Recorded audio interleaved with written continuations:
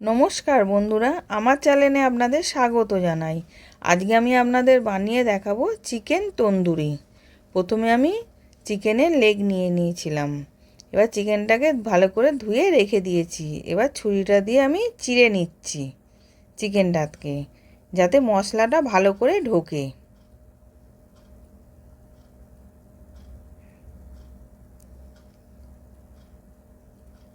এবার চিকেনটা চেরা হয়ে গেছে।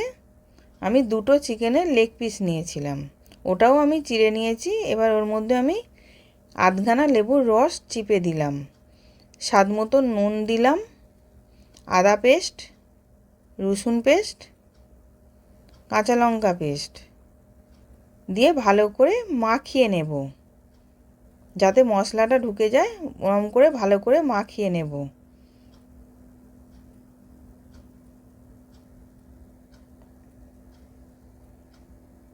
এবার আমি 10 মিনিট রেখে দেব মাখিয়ে মশলাটা।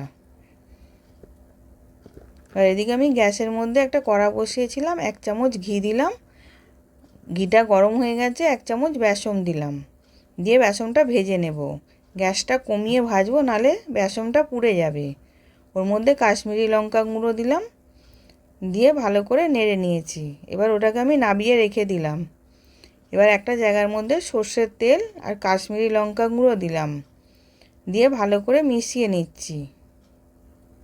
এবার জল ঝরানো টক দই দিলাম 2 চামচ, জিরে গুঁড়ো, ধনে গুঁড়ো, গরম মশলা গুঁড়ো, গোলমরিচ গুঁড়ো, বিট নুন, নুন দিলাম।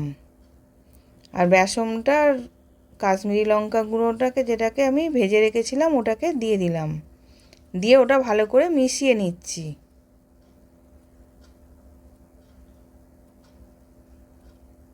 এবার ভালো করে মেশানো হয়ে গেছে। আমি চিকেনের লেগগুলোকে নিয়ে ওর মধ্যে ভালো করে মাখিয়ে নেব মশলাটাকে। এবার ওর মধ্যে একটুখানি কেশরি মেথি দিলাম, দিয়ে ওটাকেও ভালো করে মাখিয়ে নিচ্ছি। মাখিয়ে আমি আধ ঘন্টা রেখে দেব। এবার আধ ঘন্টা পর আমি একটা ননস্টিকের চাটু বসিয়েছিলাম, চাটুর মধ্যে বাটার আর সাদা তেল দিলাম, দিয়ে এবার আমি চিকেন লেগগুলোকে দিয়ে দিচ্ছি, দিয়ে চাপা দিয়ে 10 মিনিট রেখে দেব।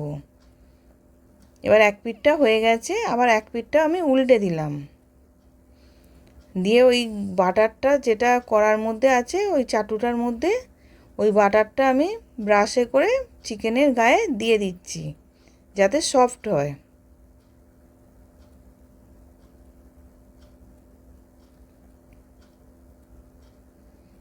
এবার দুদিকটাই হয়ে গেছে। এবার সাইডটা আমি একটুখানি ধরে একটুখানি সেঁকে নিচ্ছি। এবার নাবিয়ে নিলাম। নাবিয়ে একটা কয়লা পুড়িয়ে তন্দুরির জন্যে, স্মোকি ফ্লেভারের জন্যে আমি কয়লাটাকে পুড়িয়ে চাপা দিয়ে আমি রেখে দিয়েছিলাম 5 মিনিটের জন্যে। এবার আমি নাবিয়ে নিয়েছি, সার্ভ করার জন্যে রেডি চিকেন তন্দুরি। আশা করছি ভিডিওটা ভালো লেগেছে। আমি হাজির হব আর এক নতুন রেসিপির সাথে।